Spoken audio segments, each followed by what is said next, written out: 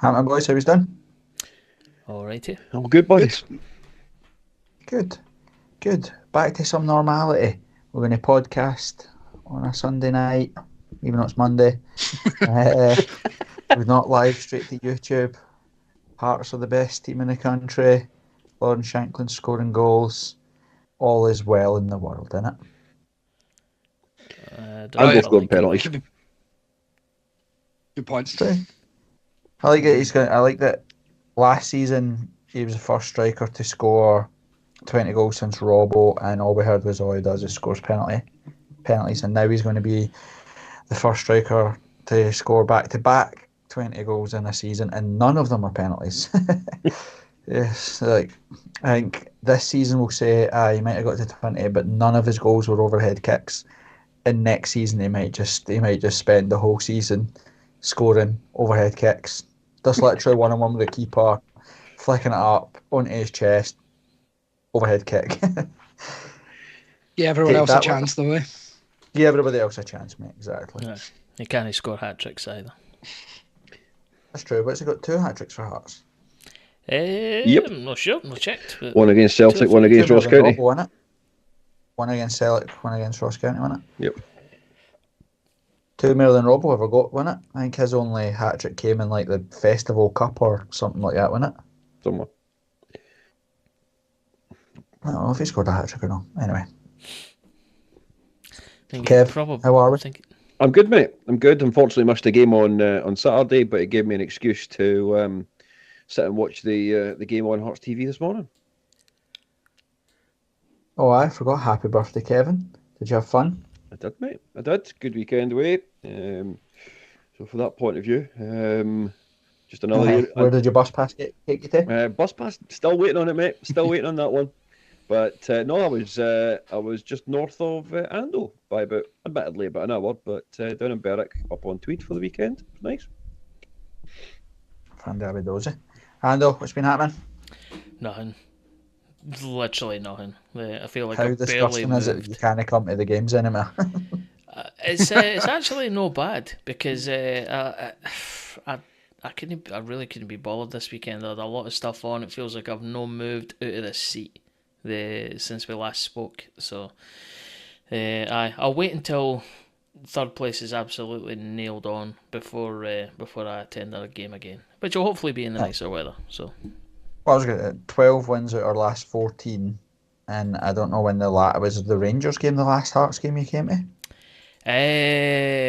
I don't know. It was the start of December, so it would have been. I don't know. Was I there for the Rangers game? I genuinely kind of. You were. You were sat next to me. Right. Okay. Well, there we go. That was the last one I was there, and that was the last home defeat. Unfortunately, you cannot come back. Fucking hell! All right. Well, we'll all chip in and we'll get you a bought and paid for Hearts TV subscription. Although you already pay for it already, we'll sort you with a totally legal means to watch Hearts games at the weekend. I just look at my window, man. It's quite far away, but yeah, you see it. Thomas, what's been happening? Not much. All rosy in terms of football. Fine. Unfortunately, I had to work the weekend, but caught it on my legal stream as well, so it's good. When was the last time you were at a Hearts game? Because they seem to be winning these games when you're not there as well. I was at the previous one once. Oh no, I wasn't, because that was Dundee. Didn't got that. Pre-break, whatever game that was. St Mirren? Aye. And it was that Levy game on the one before the break. Oh, I saw you. Yeah. So yeah, I forgot you were at Levy as well. Well, there you go. See, I'm so superstitious that I'm going to be wearing 2 jackets and a hat in August in Greece or wherever we end up in Europe, because I went to the game. You know, I'm the most superstitious person on planet Earth, which is why this notepad is filled with 8,000 different colours of pen, because whenever Hearts get beat, I stop using that colour and change. So on Tuesday, I've been wearing 2 jackets to the football because it's been freezing and I've been at every game. So I've been wearing 2 jackets and a hat. And I decided on Saturday, I was like, you're almost 40, Corbett. Grow up. So I was like, fine. I went and I didn't put my hat on. And we were 1-0 down, 25 minutes or whatever it was. And I was like, right, the hat's gone on. The hat is getting put on. I put my hat on, and Hearts won 2-0. And VAR gave us the biggest gift outside of Christmas. So I was like, you will see me in Latvia, Moldova, wherever we end up in August. I'm the guy wearing 2 jackets and a beanie hat. So just have to deal with it. By all accounts, we're now going to get Finland or something like that. Thanks for that, Corbett. Aye, that's very true. Well, actually, I'm hoping for that. That would be good. Somewhere in Scandinavia where I can actually wear my get up and feel comfortable at the game, which is good. You can also see me in the highlights of Dundee and St Mirren if you look close enough behind the goals when they're hitting penalties. You can see me. I'm the guy with my hood up, not looking at the game. We're all very aware of that. Like, just look, you must know every square inch of that concrete pad that you look at. I was in absolute turmoil on Saturday because they started singing Aberdeen songs, Ultras Aberdeen and Aberdeen Are You Listening, with 20 minutes to go, and I was like, stop it, stop it, it's got to come back, we're going to get beat 3-2, you can't do that, you can't do that. It was when they were singing Old Man in reverse. It was when they're singing We're Going to Europe, that Pitbull song. I was like, oh no, they've jinxed it, we're not going anymore. Okay. I was like, oh no, because there's no way this is going to come back and bite us. That is exactly what Hearts do. But luckily it didn't. So let's go through all this, boys. We've obviously got another Hearts victory to discuss. It's Hearts beat Aberdeen 2-0 at Tynecastle, which have pretty much, I don't know, I would go out on a limb to say that pretty much rules Aberdeen out of the running for third because they were absolutely garbage. I looked at their running fixtures today as well. I think they got Dundee tomorrow and then Celtic and Rangers. Mm-hmm. So it's going to be a tough few days They've for got them. games in hand, don't you know? That's what they keep telling you on Twitter. They've got games in hand, they'll win them. Yeah, that's true. They said that, and then they failed to beat St Johnstone, failed to beat us. Dundee look a decent side, so I think they're in trouble, and I think they know it as well. So we'll look through. We'll talk about the game on Saturday. We'll have a little bit of a discussion, maybe prematurely, but I'll sense check where we're all at in terms of third and our position currently in the league. Go through some Hearts headlines as, again, nothing seems to happen for a full month, and then a big flurry of stuff happening. We've had people signing pre-contracts. We're in talks with people for pre-contracts. We've signed someone on loan who wasn't on loan, who now could be back on loan. We'll talk about all that stuff. Then we'll preview the next game, which is Dundee away. We're in a little burst, as we seem to be, of what we just played 2 home games or 3 home games in the bounce, and now we've got 3 away games on the bounce, including the Scottish Cup. So we'll talk about Dundee in the next run of fixtures, and then Ando, you've got a Tamdown for us, don't you? Sure do, aye. Wee bit different to the normal Tamdown, but it is still brilliant nonetheless. Kev, you really missed the opportunity last week because I was howling at the Tamdown last week, so you really could have had an opportunity to do well. I was class though. It was because it was a team that featured Gavin Riley. So again, wow, a thing of nightmares. Yous have learned my kryptonite. If you want to test Corbett's knowledge, bring up games of Robbie Nielsen's first tenure or Ian Cathro, because he just blanked that completely out his mind. I'm going to go back and listen to that just for shits and giggles. That was grim. No, it's pretty bad, to be fair. Mm-hmm. It's pretty bad. It probably wasn't good, enjoyable listening, because there was a lot of dead air and silence and just confusion between the two of us. Which it's all right. I actually trimmed all that out for the audio version, Tam, so you sound like bloody Johnny Five, Motormouth. So no, I just feel like I don't know. Okay, move on. I don't know. Good Corbett. I don't know. I'm rubbish at this bye. Jamie Walker, Sam Nicholson. I don't know. Nailed it. Right, boys. Headlines. Today, it's not officially announced by the club yet, but Jan Danda, pretty much every media outlet in the country apart from Hearts as it stands, has announced that Jan Danda of Ross County has agreed terms with Hearts. It's now up to Hearts whether or not we we pay the fee or whether he comes to the Gorgie in the summer. Kev, what's your views on Jan Dander? I mean, he has an interesting player, got good dribbling ability, looks like he can make a pass, he can definitely take a free kick, so it'll be interesting to see who wins the fight between Kingsley and Dander for free kicks in and around that particular area. But probably like a lot of Hearts fans that didn't bother watching any other games in the Scottish Premier League, don't really know much about him. As I say, he's definitely looks like he's got the wee bit of tricks and everything else. But it gives it what it does do is give good competition for that side of the pitch.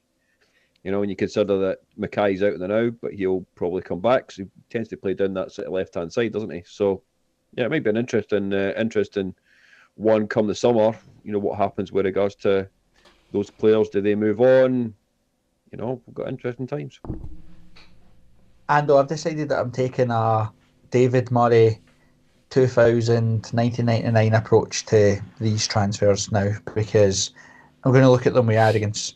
Do I think Jan Dander is going to be unbelievable? Maybe not. But we spoke about it last week. Would I be annoyed if Dander had went to Hibs, if he'd went to Aberdeen?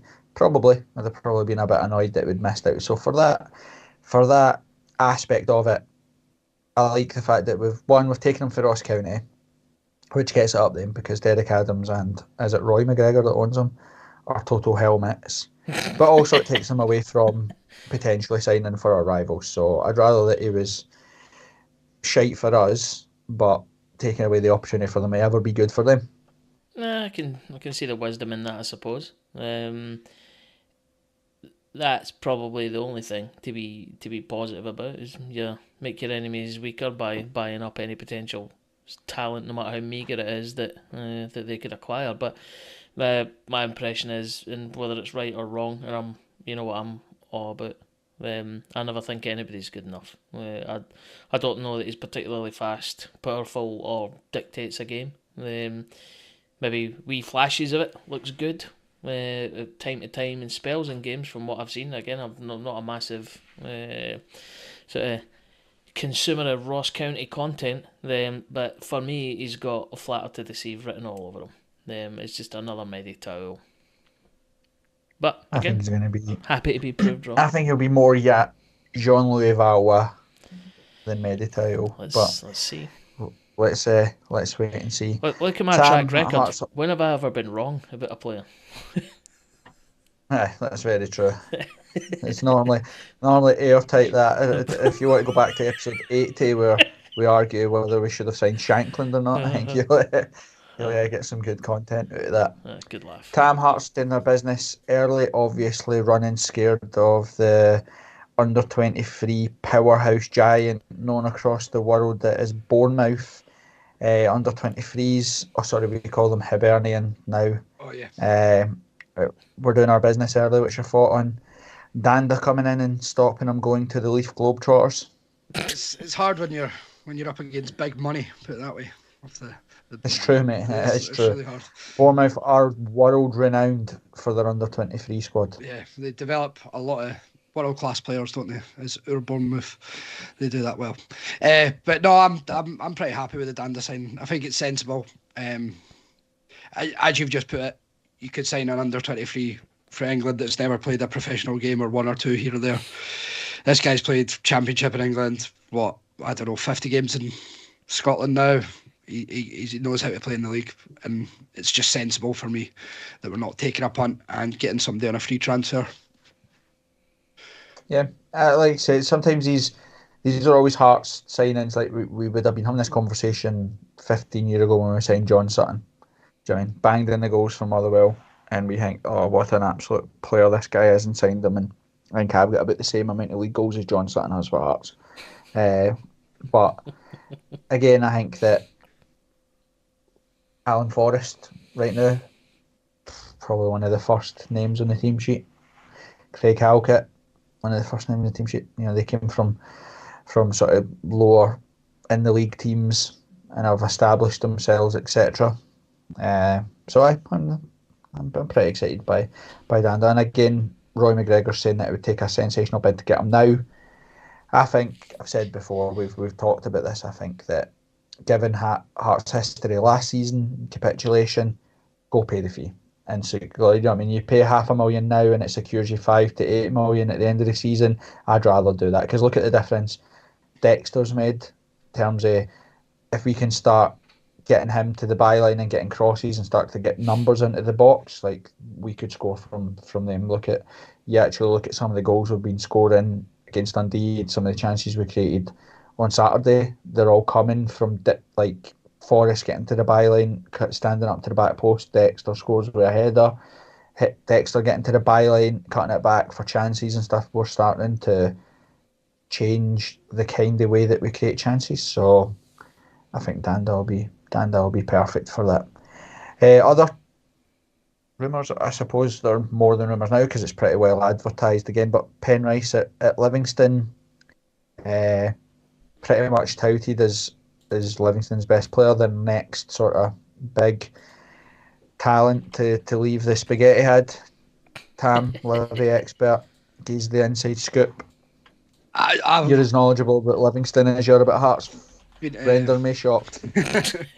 I did reach out to a few mates that are obviously Livingston fans today and just said, "What's the script?" I know he's well thought of in media and stuff, but they said basically he's the only shining light this season in a very bad Livy team. So I think that probably sums it up. So I seen a few of his stats and stuff, and he seems to be performing well in a bad team. So that's always a good sign. And it'll hopefully, he's probably better when we've got more of the ball than when you're in a Livy team that are 10 men behind the ball, 11 men behind the ball at all times. So yeah. What is he? He's a left back? Left wing, left back. Right. So I think he's more attacking than defensive, so probably would suit the left wing back role we play. Cool. This wasn't sure. Yeah. Because before, didn't even bother coming to me on this one because I know literally nothing about the guy, apart from he always seems to be mentioned whenever you hear a radio report coming from Ammanville or the Spaghetti Ad, but I know nothing about him. Yeah, the only thing that scares me is that I don't know if there's a contingency plan there in place for some bids coming in for Cochrane in the summer, maybe. Well, listen, that's the model. True. If we're being honest, I love Alex Cochrane. He's my favourite player outside of Shankland, but that's the model. Do you know what I mean? Bring them in, put them in the shop window, and cash in on them. If we can sell Alex Cochrane for £4 or £5 million, unbelievable. And then you get the next guy ready to go. Kev, a part of me can't help but think that they've got one eye on Europe. Touchwood, come the summer. If you look at where we struggled under Robbie, you look at Zurich away, where did we lose Halkett within 4 or 5 minutes of that game. Atkinson was injured throughout that season. Kingsley was injured throughout that season. Riles came in and out. Haring, Halliday, Benny, Boyce, they're starting to fill the spaces that these guys would be with numbers and, to be fair, quality. Because again, you maybe take a punt on an Atkinson, but if you've got a Penrice there or someone that can do the league and knows the league, then you can afford to take a wee bit of a gamble. Yeah, and you could argue the point, is it a gamble? Somebody who has, going by a resident Livy fan, by all accounts actually performed well. Is it as much a punt as you would by taking somebody from Australia or taking somebody from even League One, League Two in England? So from that point of view, I get where you're coming from, and it's we've always said it. It's good to have competition in places. It keeps people on their toes. They know perfectly well if they're not performing on the park, then they're sitting on the bench, or they're not even sitting on the bench. They're sitting behind the bench in the stands. So from that point of view, it's a good way to look at it, and it's good to, even if that particular deal doesn't happen in this window, it's good to see that the club are starting to look ahead to possible signings and additions to the squad come the summer. Because again, don't know what's going to happen with regards to Europe, but you could be looking at a really early start in your actual campaign if you're having to play European football from a qualification point of view. I think, well, hopefully the way that the season will pan out is that we won't have to be worrying about qualification for European football. But I think you're right. I think it's sensible from the club. It takes a bit of pressure off guys that are coming in. You can't help but feel that, Tagawa, for example, Neuenhoff, when he came in, and maybe to an extent Keogh. When you come in and the teams are underperforming, and you're also trying to adapt, not just to take football with it. These are young guys that are, 23, 24-year-old, travelling the other side of the world, different time zones too. Folk didn't mention that was one of the things that I hadn't even thought about until I was talking to Cam and Devlin at the Foundation of Hearts thing when I was asked. We were talking about the Asia Cup and how Rouse and Atkinson and that are getting on. They're hours in front of us. You know what I mean? So like they might come home for work, pick up the phone to phone a pal or a mum or a dad or whatever. They're in their bed sleeping. Do you know what I mean? And then when they get up in the morning and want to phone their son, he's in his bed sleeping. So you forget about how much it is to settle in, and then the culture shock of living in a different city, a different culture, and then add into that we'll boo you after 6 minutes if you make 2 bad passes. Do you know what I mean? And I'll be outside your house with a bed sheet saying that I hate you and send them on the plane back. So I think it's sensible. It's nice that you and Gabby Denver got over that though, so it's fine. Well, you reimbursed me for the bed sheet. Okay, that's nice. He reimbursed me. He was alright. It was definitely a good point though, because my good lady's Australian, and especially on the weekend, right? It's like first thing on a Saturday morning or Sunday morning, that'll be the Facebook portal goes because our mum and dad are steaming and wanting to chat and all that sort of stuff, and you're like, fucking hell, man! It's like, what's going on? 7 o'clock in the morning, you're bleary eyed trying to entertain audience, and they're like, but example of how the time difference is a pain in the arse. But knowing all that, I never even really ever thought about that, because I always just assumed that they would bring like the wags or whatever with them. But I suppose that all their pals will still be over in Australia, etc. So fair enough. Aye. I think it's one of the things we'll talk about in the Aberdeen game. But for example, we're now coming into February, so that'll be 6, nearly 8 months down the line now for Neuenhoff, and it's no surprise that he's starting to show signs of why we kind of signed him. He's putting in decent performances. He's maybe not 10 out of 10 week after week, but he's creeping up to 7s. He's creeping into pull an 8, etc., etc. So it's good that the club seem to be executing a plan, and it makes a bit of sense. What also makes sense, we're hearing, as we've all probably seen, that Gordon and Benny and probably Shankland at some point in the coming days will announce contract extensions, which is unbelievable. The Shankland one will leave because we'll wait until that happens. There's no rush for the Shankland situation. He's definitely not going to be sold between now, touch wood, in the end of the window. But it's good news for Gordon and Benny as far as I'm concerned. Fucking had palpitations there, Corbett. Please stop it. When's the window closed? Thursday night? Yeah. Or is it Wednesday night into Thursday morning? I don't know. Thursday. It's at 11:30 or something. They put a thing up to say that it's different this time, so it's Wednesday at 11:30, isn't it? Right, okay. Whatever the first is. That's Thursday. Oh, so Thursday then, sorry. Right. Okay.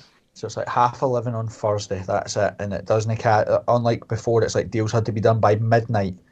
And then this has to be all deals have to be done by 11:30 or they won't be processed, type thing. But makes sense, doesn't it? Gordon and Benny, anybody get any complaints about either of them? No, not at all. Nah. Gordon, no. Benny, I'm just... It's hard not to be reactionary with Benny. Yeah. Because his last couple of games have probably not been his best. Whereas if we were having this conversation after the game at Celtic Park, we're probably screaming for the rooftops that, what a piece of business it is, if you know what I mean. Yeah. It's ultimately so frustrating as a player, and it's like knowing the version of Benny we've had, we're just not seeing enough of that. But it'll come good eventually, hopefully. So I'll just shut my stupid whining face. It's kind of like Mackay, and it's my biggest issue with Mackay is that the biggest frustration. You get frustrated like Alan Forrest, for example, because ultimately you know that he's no an unbelievable football player. Like you know that he's doing the best at what he can with what he's got, and he has to work at it. But you watch someone like Benny or Mackay, who are genuinely top draw when they want to be or when they're on it, and that's why I think that's what your biggest frustration comes with them, is that sometimes they're just not quite there, if you know what I mean. But I think Benny on his days, it's an absolute no-brainer. He's another £5 million player. If you can get him tied down and get him to the level that he was before, so absolutely. And obviously, we'll do a live reaction to Shankland if he announces his contract extension. Though we'll have a big party on YouTube. Definitely. At the Plaza, you mean? Right. Yeah, at the Plaza. We'll Right, invite Keith Jackson for the Daily Record, and we can all lick the tears off his face. I'm there. But that'll be unbelievable bits of business if we can pull all them things off.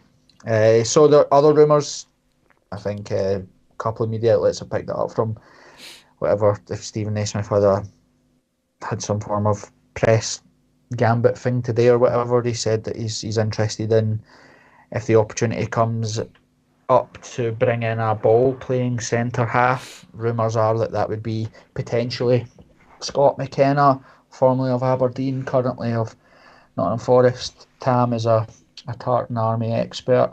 What's your thoughts? I think it would be class, to be honest. He's a very good player, but I don't see it happening myself. I know he's not particularly playing for Forest, so they might just want to get him out there. But he'll be on a high wage, and he probably would go straight in. But I wouldn't like to see Kingsley or Kent dropped for him, put it that way. But I suppose you need to be ruthless. Well, nobody will be dropping. Frankie Kent will not be dropping it at any Hearts side. He's the best centre half that we have. But Kev, I think we're maybe getting 2 and 2 and getting 5, connecting the dots. But obviously Scott McKenna will have aspirations of going to the Euros. He's not playing at Nottingham Forest. I can't see him going to Celtic or Rangers. So I was looking through and saying, well, Hearts are probably the next side outside the Celtic and Rangers that have got the most potential for Scotland players. Gordon and Clark potential will both be going to the Euros. Shankland could potentially be going to the Euros. We've got Halkett and Kingsley that have also played for Scotland. He comes in there, if Steve Clark's looking at get yourself back playing and get yourself back, learning, so he doesn't have to settle in with his team or whatever. He could potentially have some allies in there. Any thoughts on it? Are you no arsed until it happens? I'm probably in that category of not arsed unless it happens. I was never a real lover of him as such when he played with Aberdeen. Seen even little of him or less of him while at Nottingham Forest, if I'm truthfully honest. I get why Naismith has came out and sort of said that's the player he would like to see. But I think from Scott McKenna's point of view, he might also be thinking about, well, okay, if I'm not getting a game for Forest, if he's got his whole family all already down in and around that area, are other teams in that area, Derby, well, maybe not Derby, but maybe Leicester City, are they looking for, centre halves so that he's not upsetting, the family if he was to bring them back up the road? I guess all that comes into any particular thought process and discussion points. But see, my thinking of all that would be that we're kind of in a weird situation, especially for Scotland, and it's no a dig just at Tam, but how often, this could be the last time any player in Scotland gets the opportunity to go to the Euros. Well, I think World Cup '98 was the last until we got a hall pass to go to the last one, etc. So you think if he does do a Derby or somewhere close and doesn't play, he'd probably back himself to come up here and start week in, week out, and plus he's right in the eye line of Steve Clark, if you know what I mean. Whereas, and if it's just 6 months, you come up, you take a massive drop in wages or whatever, but you get yourself the opportunity to go to the Euros with the national side. I can see why those rumours are circulating about that, because I think what people have said is that it was a Scotland international that was looking to get back out and playing, and that's kind of where the Scott McKenna stuff has come from. So it's just rumours this very second, but I can potentially see why Naismith would be interested, and I can see why Scott McKenna would be interested as well. Any other rumours we've heard? Just the one about the boy Scott. Is it Scott Fraser at Charlton? Don't know really what's happening on that one, do we? It's a little bit in limbo at this moment in time of whether or not he'll join, and of course Thingy's left as well. Is it Connor Smith? Aye. Oh yeah, your favourite player. He's left. We well, the Scott Fraser thing. Is anybody we spoke about it because it was pretty much all agreed. We spoke about it last week. Agreed. He was at the Dundee game. He was sitting behind us at the Dundee game, and then obviously the Charlton manager gets sacked, and I don't really know if that's killed it dead. I heard Joe Sked say earlier that apparently it was the manager that was pushing to get rid of Fraser, and now he's gone. Nobody else is pushing him for his... He's still got a year left in the deal or something, doesn't he? Aye, like 18 months type thing, I believe so. Or no, done in the summer, isn't it? And we could also get him on pre-contract. Might be wrong there. I think you're wrong. Cool. I think it's the other way about. I think he's got a year left, so take him on loan to the summer, and then we could agree a pre-contract with him or whatever. Yeah, cool. But I don't know. I've not paid that. I don't like Ando's knowledge of all things Ross County content. I know nothing about Charlton, other than that Alan Curbishley was the manager for about 95 years. Good and knowledge. That was it. That was it. More than I Jonathan knew. Johansson. Jonathan Johansson. Remember that guy? He played for Charlton, I'm pretty sure. And somebody, try to sign somebody for Charlton. Lyle Taylor or something like that, stupid blonde hair. Anyway, I can't remember why we're in a Charlton rabbit hole. I don't know. But there we go. Right. Enjoy when little nuggets of information just pop at your head like that. Like, just I know. it's great. That's what being a football fan does, Tim. It's like called knowledge, and that if you actually enjoyed it and went to the games, you would maybe have some of those little nuggets in there. I'm only kidding on. There's only one man in this call that's a part timer that never goes. So. But he's not on allowed exile that. because we're 12 wins out of 14. Don't even start, Tam. Like let's just no peel back that wrapper. Let's not go then. Let's Aye. not go in that rabbit hole. Right. We're going to have a conversation about Ferd. Kev, you've been off for a while. What's your thoughts on the state of play as we stand? What's your feelings on Ferd? Where do we need to go? Or is it wrapped up? Still got more to do? What's your feelings? I'm probably going to take a very similar stance to what's been coming out of the club around taking each game as it comes. However, you cannot sort of look at the current table and not think we've put ourselves in possibly the best place that we can do, given the run of form that we've had. Can I see Kilmarnock sort of clawing back 10 points? Probably not. St Mirren have showed a bit of indifferent form over the last 2-3 months as well. Would you expect them to claw back again? Probably not. Aberdeen, I think, were the one team that you looked at what games they still had to play to catch up with everybody else. But then when you consider that 2 of those particular games that they've got in hand are against Celtic and Rangers, given their performance on Saturday, their performance last week against St Johnstone, etc., would you be expecting them to pick up any points? Possibly not. So, yeah, I mean, there's still a long way to go. We already have, screwed up last year's 3rd place in a fairly similar situation. So let's leave it another 3 weeks, and then we'll make a further decision and hopefully be a bit more secure in that point.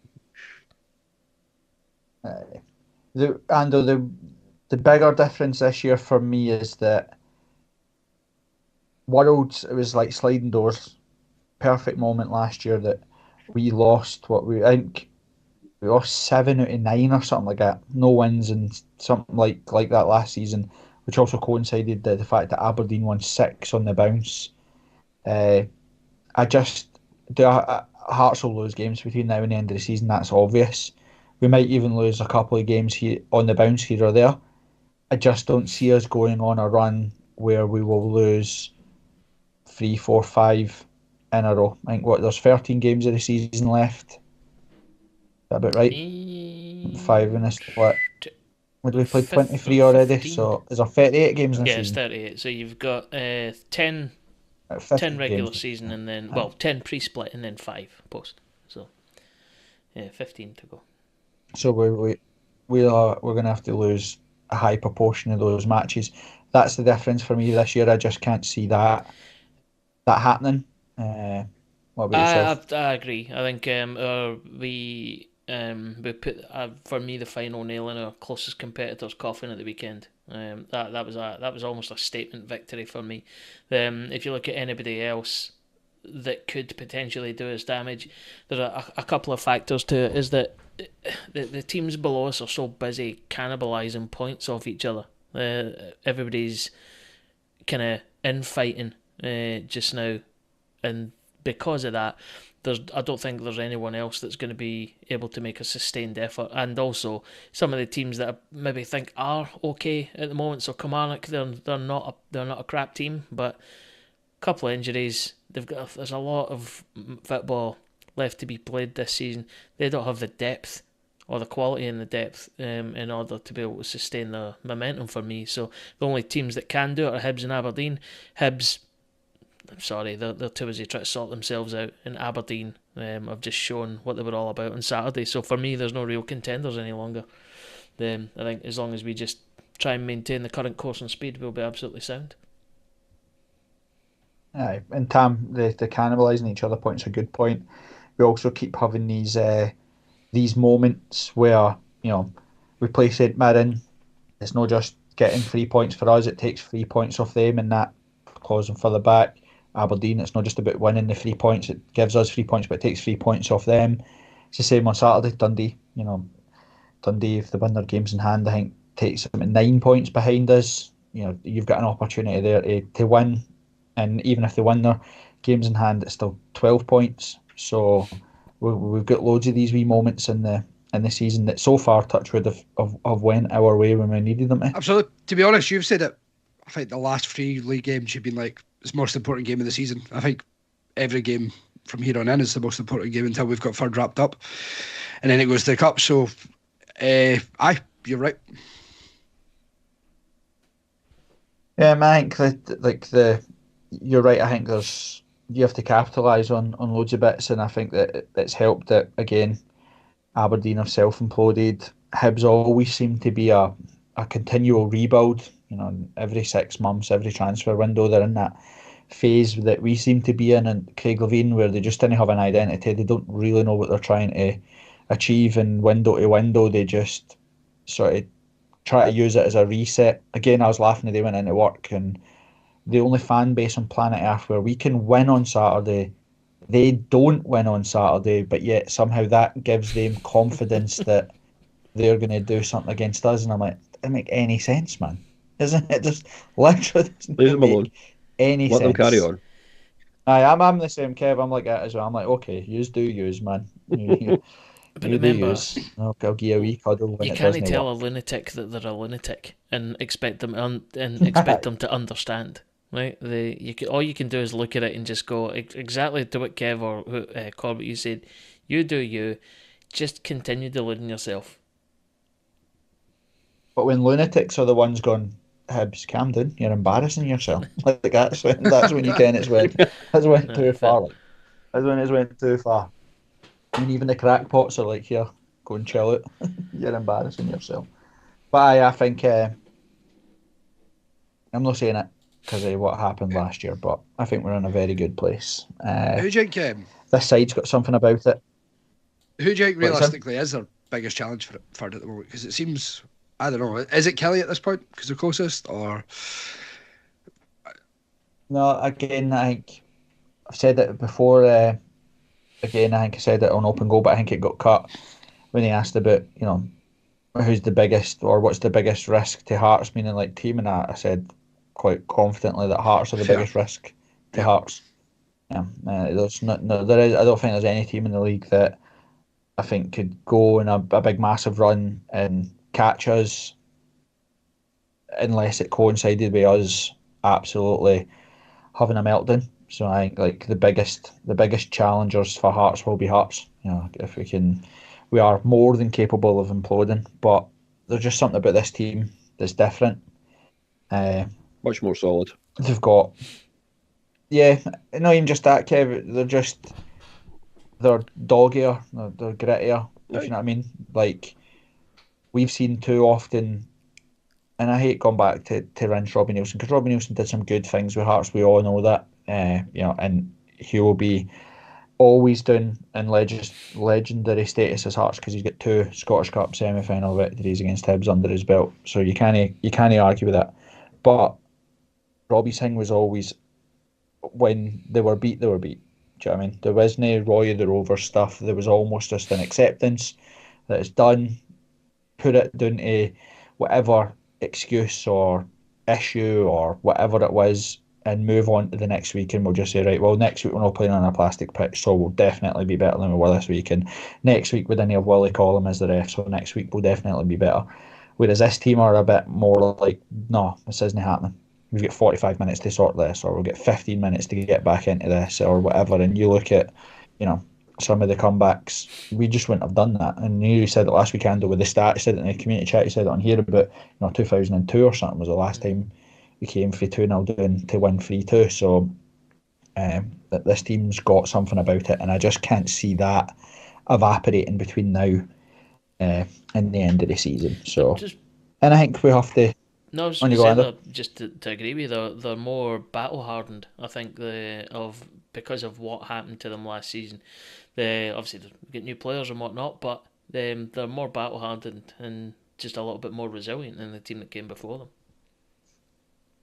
Yeah, and I think we've got to say, I think you have to praise them. I think we've battered the three-baldy football terrorists on this podcast loads, and I think we've got to praise them. Something clicked, the penny dropped at Celtic at home, and from that moment, they've decided to, piss with the cock that they've got, as we like to say, and it's no glamorous, but it's doing what it needs to do, and I think every Hearts fan would accept that. We said before some of our biggest frustrations, and we talked about it at length on this podcast under Robbie, was 10-2 on a Saturday, and you're going, I have absolutely no idea what's coming over the hill here in terms of team selection, formation, what we're going to try to do, because it could change drastically week on week. You could see somebody that we've not seen for weeks stuck into a position that he's never played in his life and be like, where's that came from? So there's just something about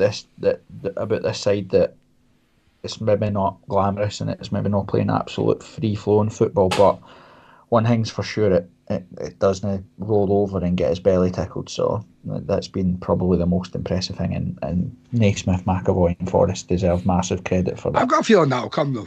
Not Right. free flowing football, but more of a sort of attacking style. I think he's trying to get the basics right. He's not got his all his players in. Well, do you I've know what I mean? already, yeah, and we'll talk about that a bit when we talk about the Aberdeen game as well. I think there's a few things that have got to change. There's a few myths about how we're playing right now that will need to be, the fans will need to shake off and come to terms with or whatever. But I think you're right. We all ask that you ask anybody, what do we like about football at this level? You just want folk to do the basics right. We're not asking folk to go on mazy runs and score absolute screamers. We're not asking folk to play unbelievable silky Pep Guardiola football, but do the basics. Give it your absolute all. Try your hardest. Then you're fine. Do you know what I mean? Make simple passes, make simple runs. Everybody will be absolutely fine, and they'll back you. They'll back you to the hill, and that was something that Robbie suffered from all the time. He never seemed to get that. He used to get annoyed that we didn't notice the minutiae of the formations that he was playing. And you think, I know, but we're playing Queen of the South on a plastic pitch on a Tuesday night. Who cares? Just get the job done. Like, no one, we're not here to watch this crap. Just get the job done. You're right. I think that he's laying the foundations to hopefully build a more attractive brand of football. Right. Speaking of Aberdeen, let's talk about Aberdeen. Saturday, Tynecastle Park, Kev. Aberdeen 2, Hearts 0. The other way about it. Don't know why. Got flashbacks of when we got beat. Hearts 2, Aberdeen 0. What was your thoughts on lineup, for the first half, the game, and it stick out of you? I think from a formation point of view, I think or a team lineup point of view, I don't think there was much that you would have said is unusual. Maybe Oda starting, Vargas still on the bench. Yeah, you can say that was the way it sort of played out.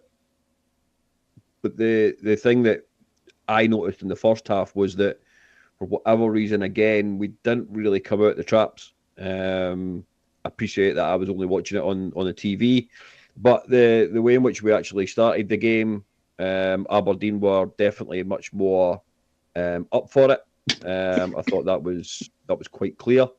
And was the goal, which I believe was correctly chopped off, was that the pivotal moment? Was that the turning point? Yeah, you probably could say it was.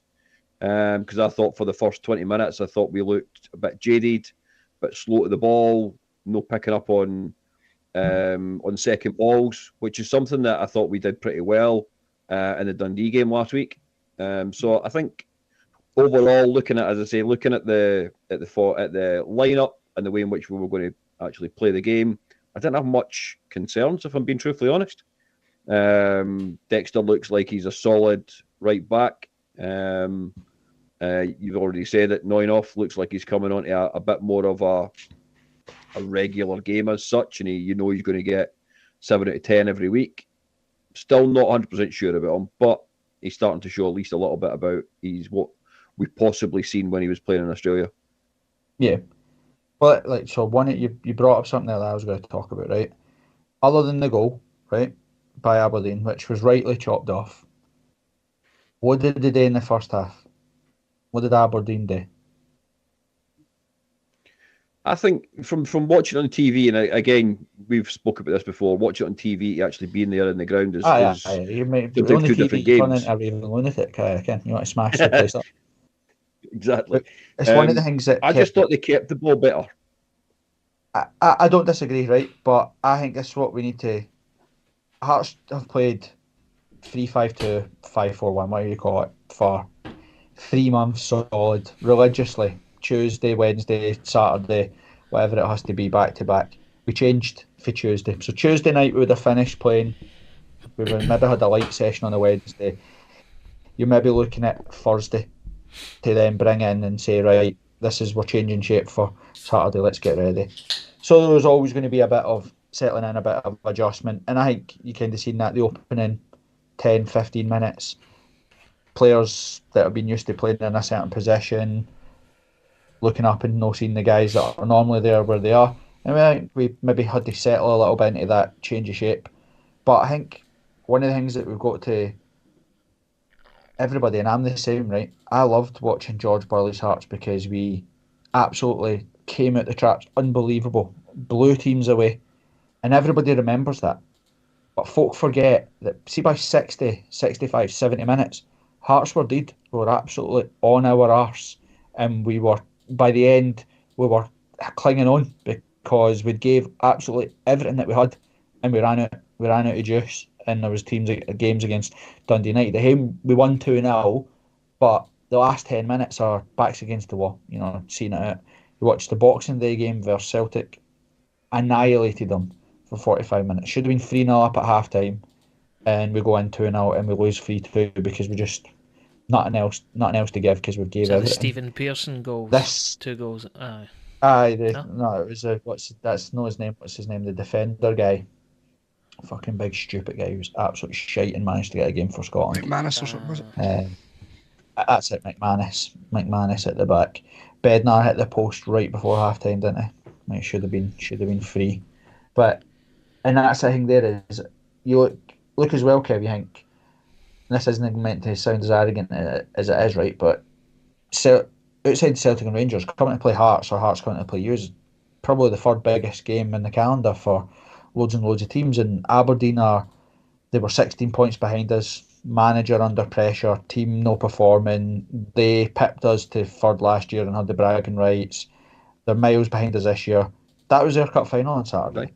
Do you know what I mean? It meant way more to them than it did to us. And I think that's all we've seen in the opening 10, 15 minutes was us trying to adapt to a changing shape, and Aberdeen being it meaning a bit more to Aberdeen than us. But other than the goal, they never done anything. Aberdeen, they just had the ball, but they had it in areas of the park where we were comfortable for them to have the ball. They had a free kick that just went wide, but then Kings had a free kick that nearly went in. The Palvard, or whatever he's called, number 21 for them, had a shot for 25 yards that went wide. Other than that, they never bothered us. They never battered us. We weren't clinging on for dear life. Sander Clark's not many saves, so it's one of those things. I think Hearts fans, I'd rather that we, because it's weird, because if we say that we start slow, I think we feel our way into a game, get ourselves settled, get into a rhythm. Differently for Robbie Nielsen's Hearts,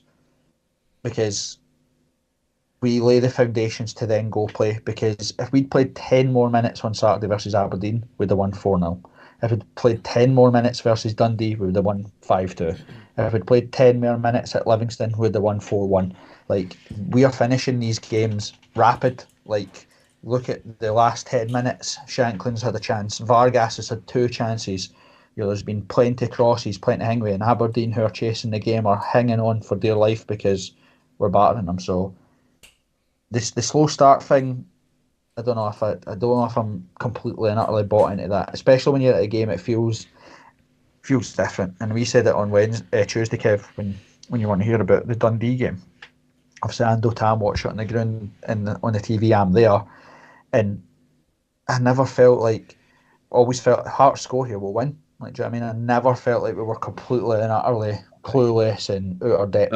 Tuesday night was that to me as well. I must admit, they've taken both chances that they've had pretty damn well last Tuesday night, and I just felt like that first 45 minutes on Tuesday, just nothing was really just dropping for us.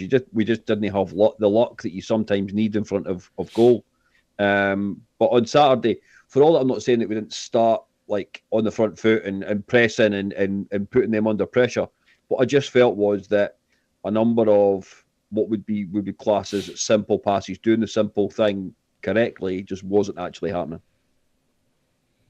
Yeah, and like I said, I don't disagree. I'm not completely against it. I just think that there's some parts of it where we have to, look, and we did. How many times have we been to Celtic Park or Ibrox and been like, yeah, we've actually started quite well here. We're playing quite well, because the first 10, 15 minutes, they take a bit to settle, and then as soon as they find a rhythm, as soon as they click into you're 4-0, you've been beat 4-0, and you go, oh, well, other than a decent start, we're pretty shite. Do you know what I mean? And I think that's where we're at right now with Hearts, is that I didn't want to do that whole thing like you hold a wee guy like that and he swings punches but can't hit you, and then you smash him when he's there. So it's kind of a bit like with Aberdeen, we let them come out all guns blazing and kind of run themselves out of ideas, and that is pretty much what they did, because for about 35 minutes onwards, they just shelled balls up to Majowski and hoped that something would stick. They had no one in and around them, and then Hearts finished the half much better than Aberdeen. So they were all right there. Ando, we've discussed at length VAR on here. Decision on Saturday correct for you?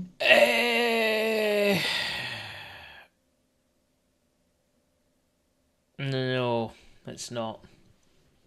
I have to think about it there. I'm putting my Hearts hat on and saying, well, take anything that chalks off a goal, and a good goal at that. But not a good goal, but a good finish. But for me, no, that's never a foul, unless it's, I don't know, has he been a little bit cute? He's thought, I'll get away with one here. Simple fact is, I don't think he's that clever. He sees head doesn't really ever deviate away from looking at the ball. That's not to say that he's not fully aware of what's going on. We'll never ever know. But for me, I think it's a soft one. I think the goal probably should have stood. I think if that's the state we're getting to now. It's brilliant, isn't it? That's what I wanted you to say. That's what's great. It is the worst decision on planet Earth, and I absolutely love it. Get it right That's what up I'm your saying. Willie, With my Callum. Hearts hat on, you'll take Superb. anything that gets an Aye. opposition, and it's a bit like when if like back in the olden days before VAR, if a linesman flagged for offside and it clearly wasn't offside, or whatever gives you the advantage, then you'll lap it up every single day of the week. But it is a shocking decision, absolutely dreadful. Oh, it's a shocker. It's terrible. And you know what I laughed the most about, Tam, and I don't know if it picked it up on the TV. Hearts are apoplectic about it, but I think it's because they think he's fouled Kingsley. Because it's Kingsley's the one that's leading the charge for fouls. I think they're upset about him backing in on Kingsley, and that's why they think it's a foul. You don't think they're actually going for the Benny thing? That he's tripped Benny. I think they just think Benny slipped. That's even To be better. honest, I don't know if you've seen my message Okay. watching him from home the other day, but I thought Kingsley tripped Benny up in the first instance, and I just thought it was calamitous. So, maybe not. Aye, the only thing about that is Because go and actually watch it again and watch Majowski himself. He doesn't celebrate. I think deep down, I think he knows. And if you watch it on the Hearts TV, you see him talking to Shinnie and talking to somebody else, covering his mouth and all that. I think he knew perfectly well that he had clipped Benny and expected the goal to be chopped off. Why would you not celebrate that in front of the Hearts fans? Do you know what I mean? Any other player would be going nuts. I mean, Christ, if Morelos had done it, he'd still be sliding the day.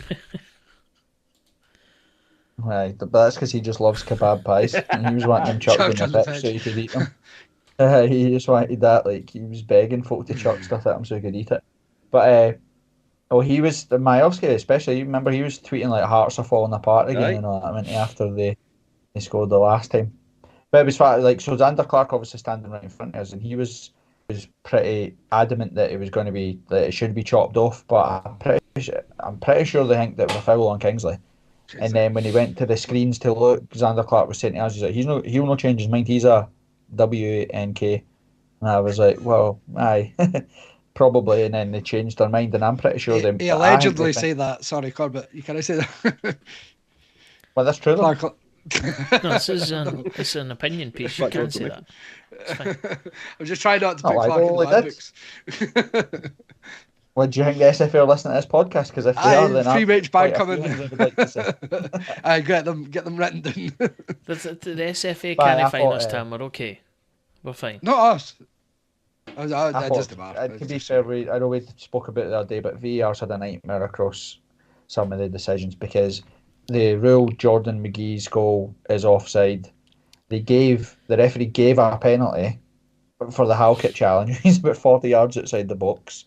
Then they've chopped Majowski's goal off. Is it harsh to say that Craig Gordon would have saved that? I think I'm going to say that every week now. You're the second person that said that to me, so and it's not anyone else on this call. So Even just for the fact that because he's 6'4" or whatever, I don't think his reach he gets there. But actually, watching it back, I agree with you. I think Gordon does save that. It's what we talked about last week. It's type of saves he makes. And talking about VAR as well, but how would the ref or the linesman know gain that penalty? Well, that's where I was going next time. It just doesn't make any sense. The ref gave a penalty against Halkett. He was 25 yards outside the box, and we needed VAR to say, "What are you doing? Like, what are you actually doing, mate? Like, what's happening?" And then see in the ground, it looked like he caught it like that. That's what it felt like. It looked like he caught it, and I was like, surely this isn't going to go to VAR. That's a penalty. And then, how does it go to VAR? And then, well, to be Watched fair, it back I 10 times. Well, I enjoyed that it's went to VAR because we would never have got to see Charlie Mulgrew cry. How good What was that all about? What have we done to him? He was more upset about that than he was about leaving his kids in his car. What a helmet. Oh, there's a show name. Absolutely brilliant that he's the guy that said you're raging, ain't you? And then he was absolutely furious on Sports Scene. I like that. For anybody that didn't see Sports Scene, he said that Majowski's goal should have absolutely stood. It was never a penalty for Nicky Devlin, and that asked should Lawrence Shankland be at Hearts after the January transfer window, and he said no, he shouldn't be. He should go to Celtic or Rangers, is what he said. So get it right up, Charlie Mulgrew. Any other takeaways from the first half? Oh, I missed the start of this chat, but for what I could hear, did someone say something about a slow start and you shot them down? No, I didn't shoot Kev down. It's just one of those things that every game we play right now, everybody kind of talks about these slow starts or whatever, and it's again not to be. Well, I don't know why I keep doing that, but not to be that guy. I couldn't really care less how we start as long as we get to where we want to go at the finish. If you know what I mean? Yeah, I think that's where I rejoined. But yeah, no, nothing else to say in the first half. Takeaway I had was I know it's not necessarily about the slow start, but it puts what Ando said about Benny's contract renewal. His first half performance was a bit, I don't know, wasn't great. But then second half again, he was better. So if I was to have one criticism of Hearts in the first half, I don't know if it's more of a criticism or it's just an admiration. He is a good player, but Graham Shinnie, we just didn't seem to be able to deal with him at points. I think him getting booked helped us massively. It took him at the game essentially in that position, but it was one of those things where actually, on hindsight now looking at it, I think it was good management for Naismith not to throw Tate in there. Coming up against a player like Shinnie or whatever, I just don't think it's the right thing for him yet. Benny's got experience there, and Hoff's got experience as well. I think it was the right thing. I'd said a couple of times that I wouldn't be surprised to see Peter Haring potentially come back in for that game just because of Shinnie being there and the type of player that Shinnie is. But Strangely wasn't in the squad at all. I don't know if he's injured or what, or is he just on his last?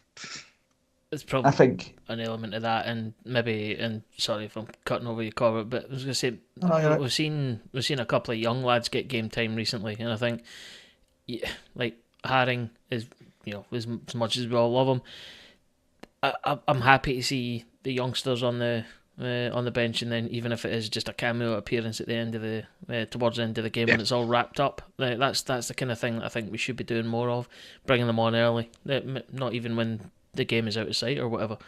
I think that's definitely the way forward rather than a season campaigner like Haring. But again, there's a question: does he start tactically for a game like Aberdeen? Absolutely fair comment. And I think I know myself through obviously Scotty and stuff and his experience. I know at times when he was playing for Rangers or whatever in games and he was put on the bench, he'd go to the manager to say, "Put a young laddie on the bench. Like you're not going to bring me on. I'm not going to play in this game.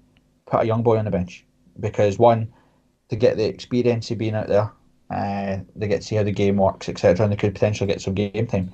But they get an appearance fee and all that. They get paid for being on the bench or making it into the first day squad and the match day squad and all that stuff.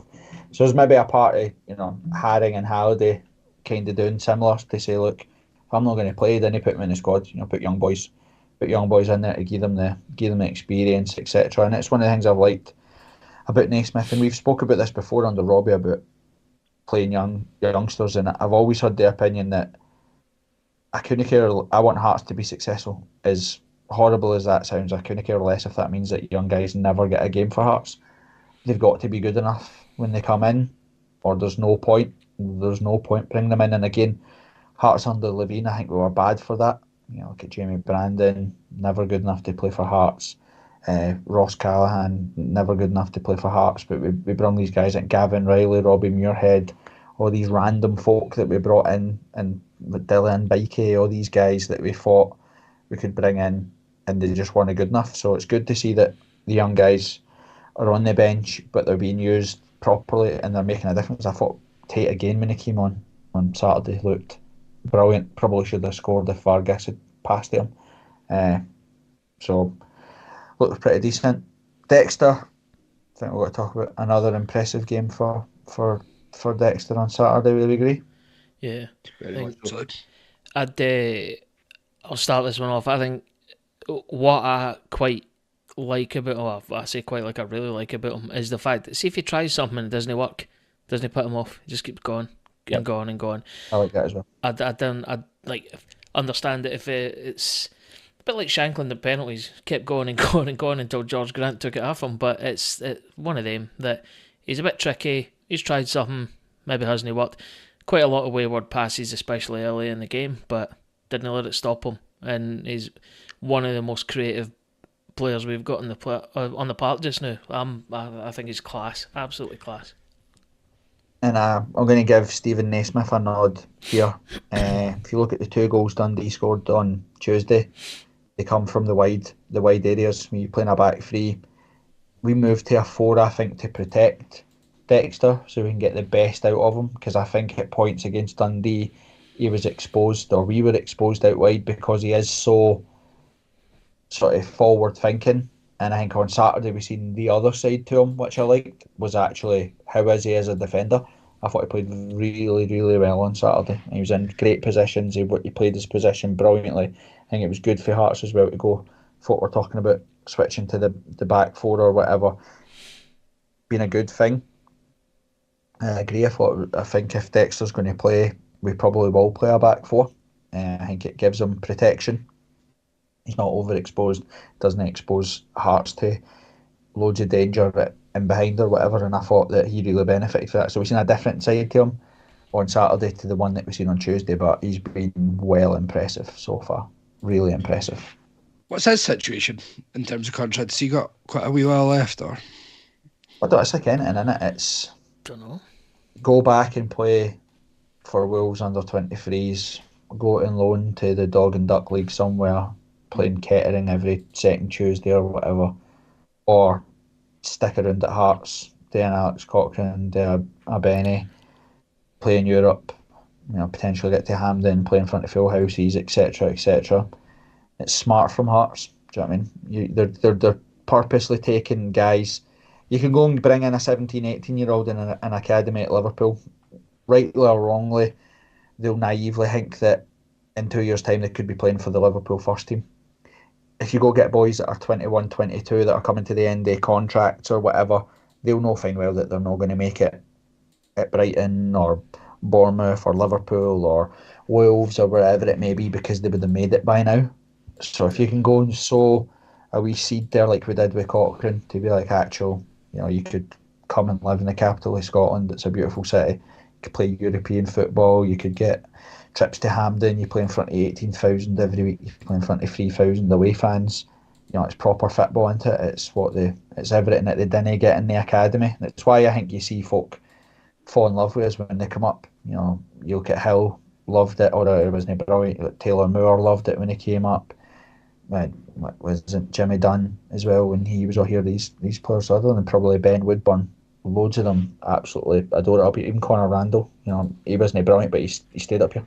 He plays his football up here, moved away from Liverpool, so it's good thinking. Be interesting to see what does happen, because he's been mega impressive. We spoke as well. So Hearts, maybe a bit sluggish to get used to the shape, but after the goal, there was only one team ever going to win that game. I think for this minute that the second half started, it was one-way traffic. Obviously, we spoke about how the referee doesn't award that penalty in real time. There was a few things, I don't know if you've seen it on the TV, that we picked up in the ground. Shankland immediately got the ball when they were doing the review for the penalty and held on to it until the penalty was awarded, and then gave the ball to Grant, which I quite liked. Folk were, what, gamesmanship and all that, folk tried to put Shankland off or whatever, and then gave the penalty to Grant, and it was an unbelievable penalty. It's unbelievable finish. I like George Grant. I'm going to say that. I think there is a player in George Grant. I think we noticed it against Dundee when he wasn't playing, versus when he came on. He was the best player at Spartans. Thought he was really, really good on Saturday. When we started to play proper football, first 20 minutes or whatever, he never kicked the ball, but then neither did really anybody. We weren't really getting the ball to him. I thought he played well. And then Hoff was another player that is pretty much coming into a decent game. Kev, you got any thoughts on him? Have you been impressed with what you've been seeing from him? No, if I'm being honest, I'm still not as impressed as maybe you are, given your facial expression there. I think Maybe it's something to see him live, yeah. Yeah. I was there last week. I think what you've got to take into consideration is exactly what you've said. It takes time to adapt to a new country, to a new way of football. You know, we all talk about how the fact that in Scottish game you don't get the time on the ball to even sometimes take a touch or control the ball and actually look up and make an actual pass itself. It's a totally different game. It's a game that we all love. And that's probably why a number of players who have came from a better league actually struggle in Scotland. I think it's definitely something that's in his wheelhouse. So from that point of view, you know, I do expect to see his performances improve from now until the end of the season. But it's still, I'm still not 100% convinced by him. I think it's one of those ones that, like I said, when you see him, you see his movement to what it used to be to where he is now. I think he's getting into the right areas of the park. He's tracking runners the right way. He's positioning his body better. I know that sounds so technical, wanky, champ man stuff, but it's true. I've said this before. It's the difference with like Keogh versus him, for example, is being ready to address, to win the ball, to receive the ball. You know, you can tell the way someone opens themselves up to get a pass, whether they're confident or not. And he's starting to be, you know, he's starting to open his body up. He's starting to take it in a half turn. He's starting to drive into space and stuff, which is good. He's starting to make the ball work for us as well, which is good to see. I suppose they're all things that you probably don't pick up on TV. But genuinely, I think he's came on to a game. He looks much more confident, more adapted to the pace. If you know what I mean. I think that's the thing that always gets everybody, is how fast the game is, and I think he deserves praise, considering that we've slaughtered him for what we've seen. I think he's came on to a real game in the last couple of matches. I like the balance of him and Benny as well. Like Benny is a sort of traditional six, and then Hoff as an eights type thing. I quite enjoying that, and I think that could quite develop quite well, to be honest. Yeah, and I like the difference. We spoke about this at length as well. I like the difference shooting makes. You can't win the lottery unless you buy a ticket. You got to shoot, and we've seen that people are a bit angry with Vargas and stuff when he came on for a couple of chances there. Like we said, they should have slipped Tate in. If he passes that to Tate and Tate's a terrible touch and the keeper gets it, I'm furious Vargas hasn't shot. I want everybody that's of a forward-thinking mind, just shoot. Like you can win corners, get deflections. We've spoke about it at length, and you're playing with a master up front. Like Shankland is an absolute machine. It's so weird that I know I take him for granted. You know, I know that if John Sutton had did what Shankland did on Saturday, would be climbing the walls with excitement. But now we just seem to go, whoa, what a finish, and then move on. The boy is absolute class, Ando.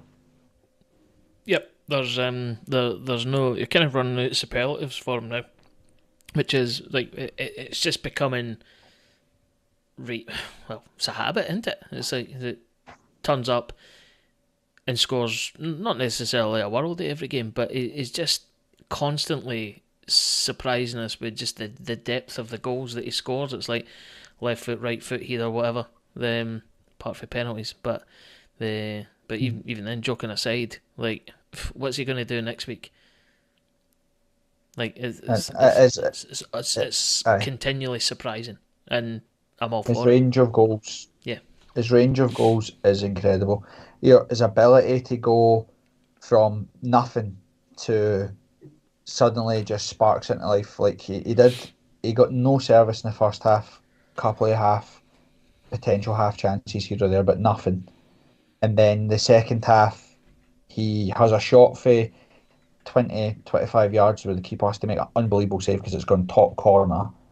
Then peels at the back, like sensible stuff. He's the top goal scorer in the league, and yet has the sort of the movement and the vision to somehow find himself free by himself at the back post for a volley, that actually missed by everybody, hit the defender's ankle and went out for a corner, but they gave it as a bye kick. And then they all just seem to be like sighters. And I said that to Freddie at the game. I was like, I'd love him to score. And literally within about 2 seconds, curled it into the top corner. And it was one of those things where as soon as he leaves his boot, he's scoring, and he knows he's scoring. Like, I obviously stand directly right behind that goal. You could have 2 goalkeepers in. They weren't saving that. Like, it is outrageous, and he's got no right to score like that, Kev, for there, because it is an unbelievable finish. No, you're right. But does he actually have a right to do that just because he's Lawrence Shankland? Well, that, you know what I mean? Because it's getting like that. It is getting like that with some of these. You spoke about. You still say that the goal of the season is his goal against Ross County, to make it 2 each. But then you question, well, is that goal on Saturday better than that one against Ross County because of the way the technique he's had? It is genuinely getting to that particular point. Like Ando's just said, what's he going to do next week? Maybe overhead kicks. How do you even do that with a ball though? The ball's on the ground, right? And he's lifted it with it outside his foot. It's the power as well. It's like... And he's got like no back shot as well. It's mental technique on it. He's got 7 in his last 8, 7 goals in his last 8 games, and all 7 of them are incredible finishes. Aye. Like it's including outrageous. The headers. Even the headers, Aye. And we are genuinely. You spoke about pre-show, Ando. He's going to be the quickest to 50. Absolutely annihilating Robbo's record to 50. Aye. I worked it out that if he signs his contract extension, for example, that it's not unfeasible to think that he could potentially stay at Hearts until he's 34, 35. If he scores at the rate that he's scoring now, he'll surpass Willie Bald, John Robertson.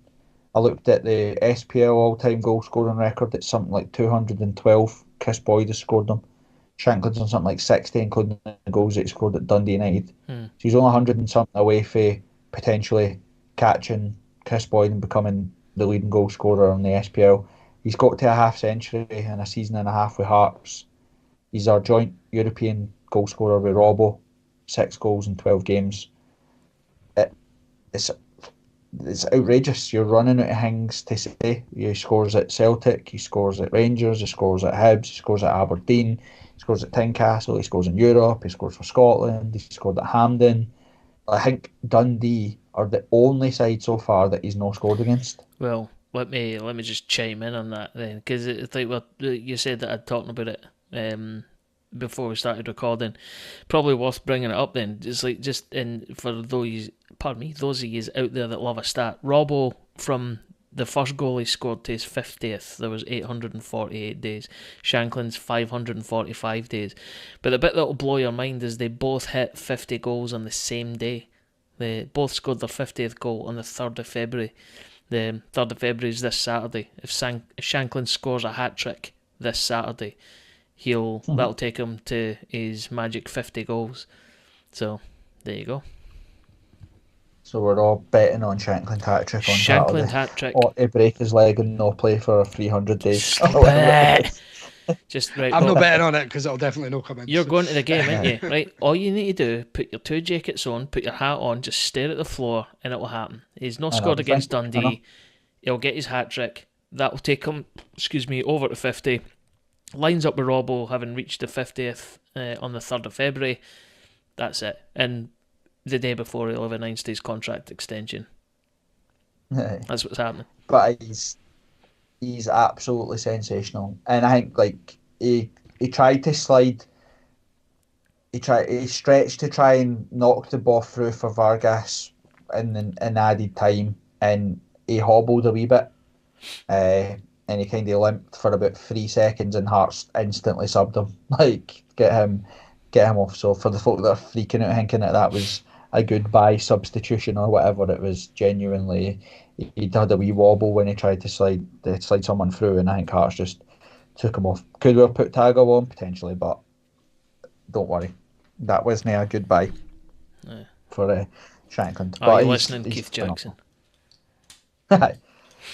I could talk for hours about Shankland because he's a phenomenon, and I know we say it all the time, but he is heading towards the brackets of players that we genuinely never thought we'd ever see again. You know, you're talking about Robbo, you're talking about Willie Bold, you know, the two absolute, like the King of Hearts and the Ace of Hearts. You're in the absolute same bracket as them because his goal scoring record is a joke. And Ando and Kev and myself, we all grew up knowing that feeling of going to games, and that must be what we young dudes right now heading to Tynecastle are feeling right this very second, is that there'll be a few things that will happen guaranteed, and one of them is that Orange Shankland will score. You know, when your darkest hour, your darkest minute, thinking nothing could happen, and bang, out of nowhere, he digs you out. That was Robbo. Like that was absolute Robbo, and Shankland is heading towards there. And he's got 5 goals in 7 games or something like that versus Hibs. You know, it's an outrageous record. You know, like we're genuinely heading towards legendary status with Shankland. If we can keep him scoring and keep him fit, we could be looking at the greatest that we've ever had, which is outrageous. He's not even a generational talent. Probably doesn't do him justice. He's bigger than that. A generation's about 25 years. This guy's the biggest. If he overtakes Robbo, God Almighty, that's mental. Absolutely mental, and it's not unrealistic. As you've just alluded to, if we can keep him long enough, he will do it. Well, exactly. Well, I think Robbo got 271 or something like that, and exactly. I think Willie Bald's 276, isn't he? Something like that. You know, Robbo just fell short of Willie Bald. And I know it's mental. Like he's not even scored 50 goals yet. But the thing that's different, we were all watching. You know, could Kyle Lafferty get to 20 goals? Could he potentially, like, Shankland will get to 50, but 100%. And if Shankland stays playing for Heart, he'll get to 100 because he's just a goal scorer. Like, he scores goals. And it sounds mental to say that he scores goals regardless of Hearts. Like, he's no scoring tap-ins. Like, they're not cutting the ball back to him and he's tapping in the empty nets. Guy's scoring all of his goals are all of his own creation. He's gone into spaces, into pockets, he's picking it up, he's playing 1-2s, he's half volleying, side foots, toe pokes, headers, everything. The guy's an absolute machine. And I'll greet when he signs his contract extension. If he signs his contract extension. He will. Right.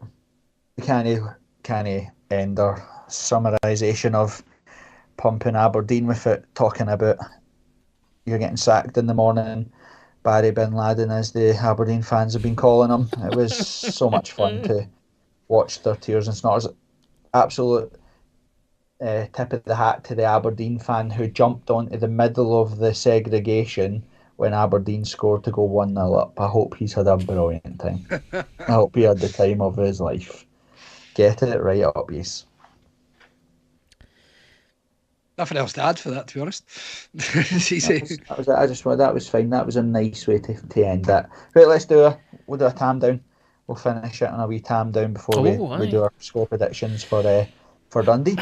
Right, I forgot about this. Right, Tamdown with a difference. And we've just been talking, God, it's almost like this was planned, but definitely wasn't it? Obviously, we've just been talking about the better than a generational talent.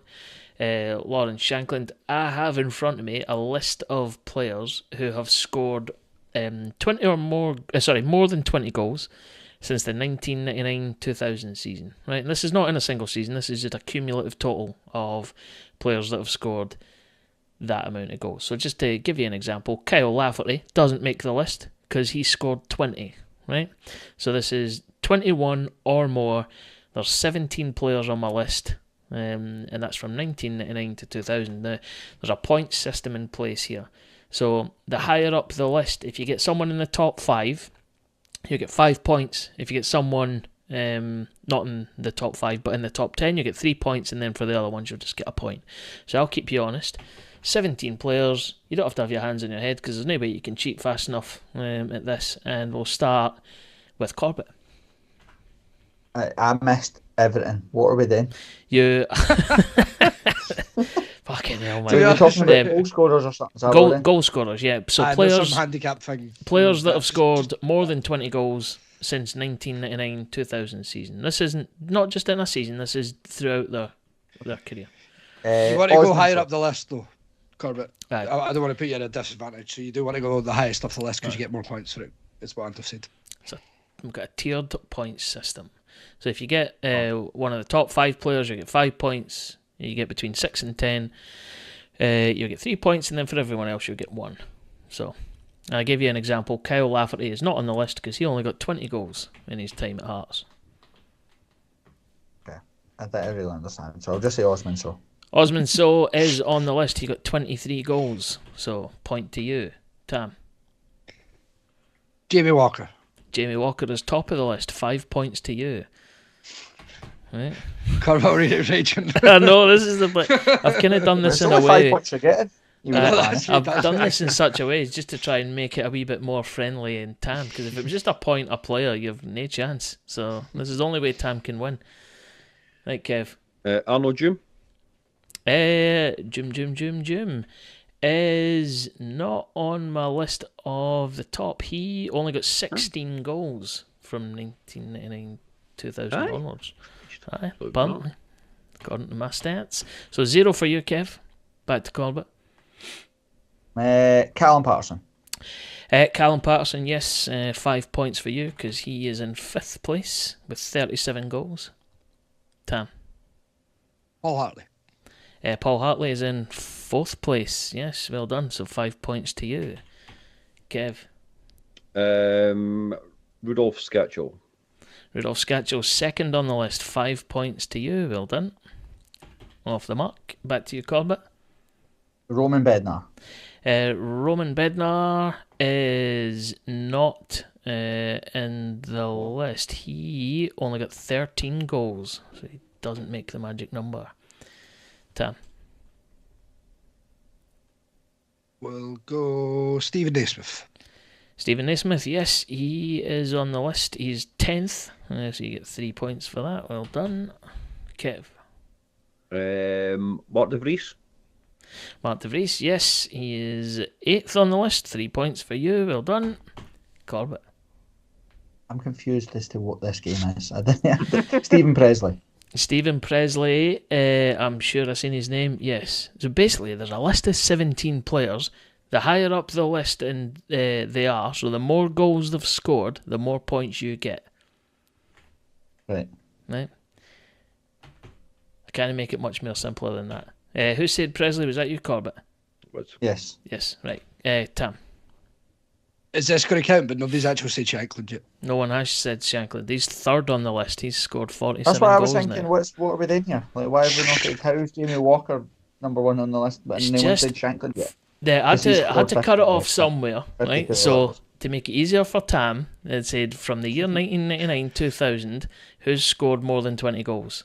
And I've had 3 of the top 5 now, so You've had 3 of the top 5, yeah. How many more is in top 5? None, they've all Have we been got taken. But you have 3 that haven't been said that are still in the top 10. player How that's Velichka. sure is it? Kev, go again, it was you. Velichka. Velichka, yes, he's on the list. 12th place, 26 goals. Corbett. Miko. No, he's like fucking 10 or something like that. He didn't. He got Really? 12, so no, he's not on the list. Tam. Andy Kirk.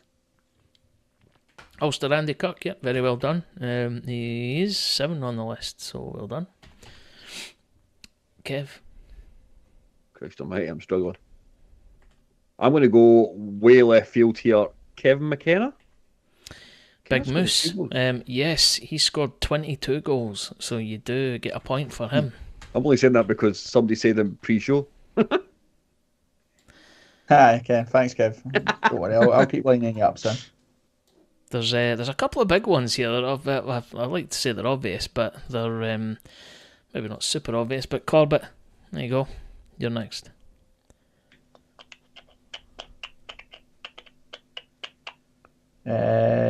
Jankowskis. Jankowskis is not on the list. He's only on 13. Tam. Bruno Aguilar. No, even No. anywhere near it. Kev. Christ almighty. John Coogan? Shows how many bad Oh, strikers Coogan we've could. had. Shut up, Kevin.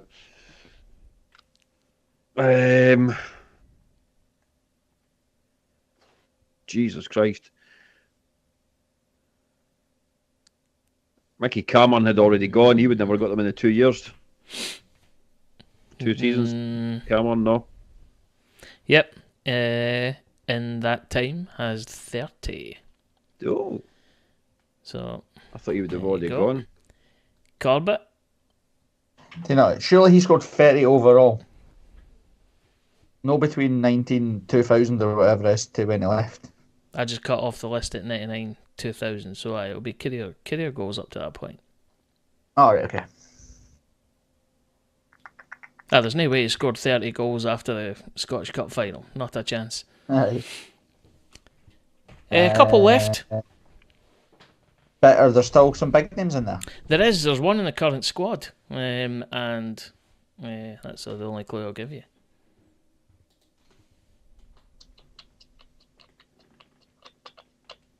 One in the current squad. Mm. Who the hell's Liam Boyce? Liam Boyce, well done. Yep. The Tam, 3 left. On the basis of Kev's answer, is Stefan Adam one? No. I'll just give you the last 3 because we might be here all night, right? No, I didn't. Wait, I've Sorry, got yeah. it. Did I have a round? I don't. Right, Kev, we'll roll on to you.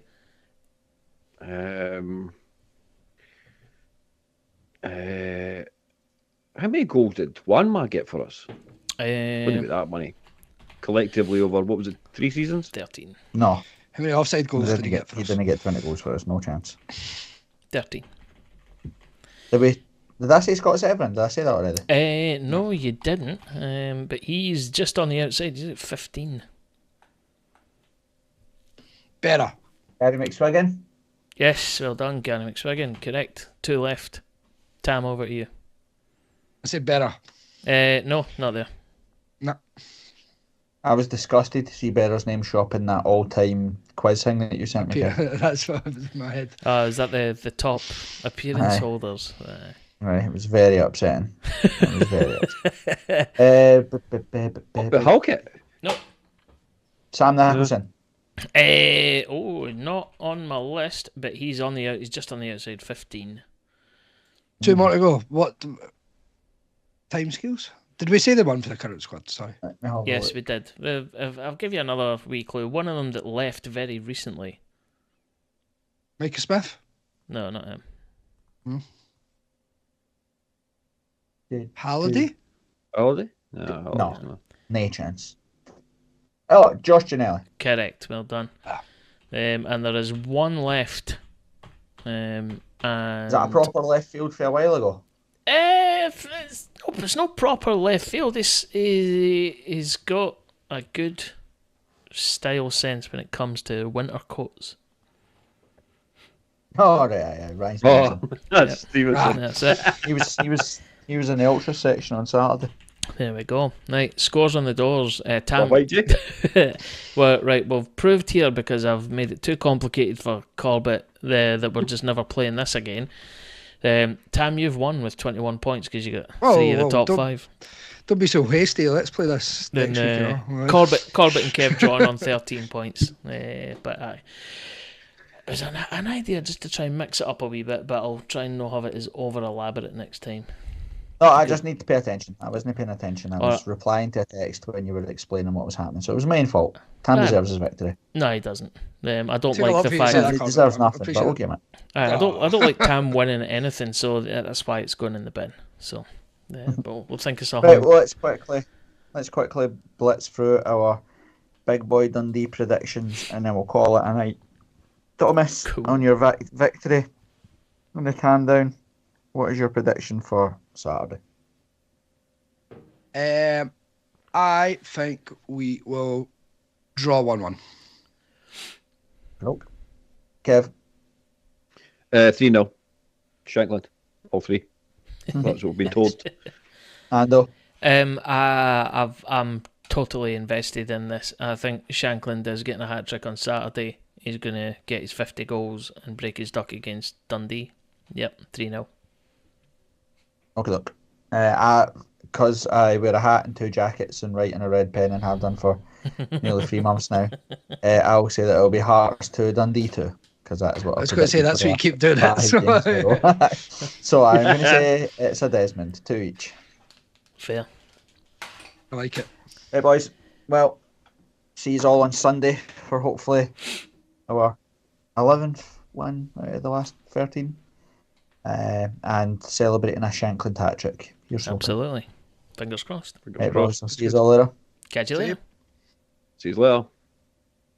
Cargo Rose.